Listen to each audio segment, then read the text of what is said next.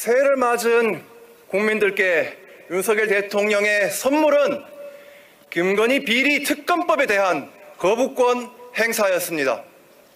배우자 비리 의혹에 대한 공정한 수사를 결코 용납하지 않겠다는 선언이자 거부권 행사에 반대하는 압도적 다수 국민에 대한 선전포고입니다. 여야 합의가 안 되었다고요? 특검법이 신속 처리 안건으로 지정되고 지난 1년 동안 정부와 여당은 합의를 위한 노력을 아무것도 하지 않았습니다. 왜일까요? 애초에 통과시킬 마음이 없었기 때문입니다. 거부권을 행사해버리면 끝이기 때문입니다.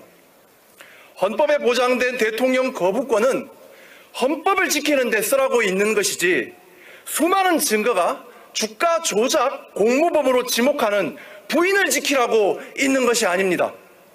그래서 우리나라 역대 어느 정부도 친인척 비리 의혹에 대한 거부권을 행사한 전례가 없습니다. 대통령 거부권 행사는 법안이 위헌 소지가 있거나 행정적으로 재정적으로 도저히 실행할 수 없거나 혹은 대통령 국정 기조에 정면으로 반하는 경우에만 사용되는 것이 맞습니다. 그러나 검찰이 지난 4년 동안 뭉개고 있던 김건희 여사 의혹을 공정하게 수사하는 특검이 위헌의 소지가 있습니까? 재정적으로 행정적으로 실행 불가능한 측면이 있습니까? 그것이 아니라면 답은 분명합니다. 김건희 여사 방탄이 바로 윤석열 대통령의 국정 기조라는 이야기입니다.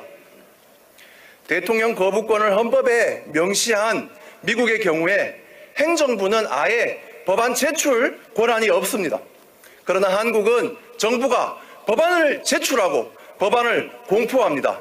여기에 윤석열 정부처럼 거부권을 자기 주머니 칼처럼 휘두른다면 의회는 무력화됩니다. 삼권 분립도 국민 주권도 무너집니다. 윤석열 정권은 지금 돌아오지 못할 강을 건너고 있습니다. 배우자 비리를 덮으려고 국민을 적으로 돌리고 헌법이 아니라 배우자 지키기에 몰두하는 윤석열 대통령에 대한 국민의 명령은 분명합니다. 이제 윤석열 대통령은 퇴진하십시오.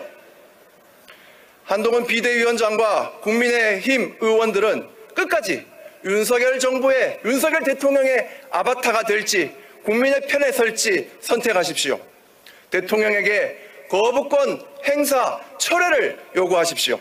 대통령이 밀어붙이면 국회 재의결에서 찬성의 표를 던지십시오. 그렇지 않는다면 국민의힘도 윤석열 대통령과 함께 심판받고 말 것입니다. 기본소득당은 윤석열 대통령의 거부권 독재를 막기 위해 야당들과 함께 헌법재판소 권한쟁의 심판을 비롯한 모든 방법을 동원해서 싸우겠습니다. 오는 총선 민주개혁 대연합을 만들어내 반드시 윤석열 정권을 심판하고 윤석열 정부, 윤석열 대통령 퇴진을 앞당기겠습니다. 감사합니다.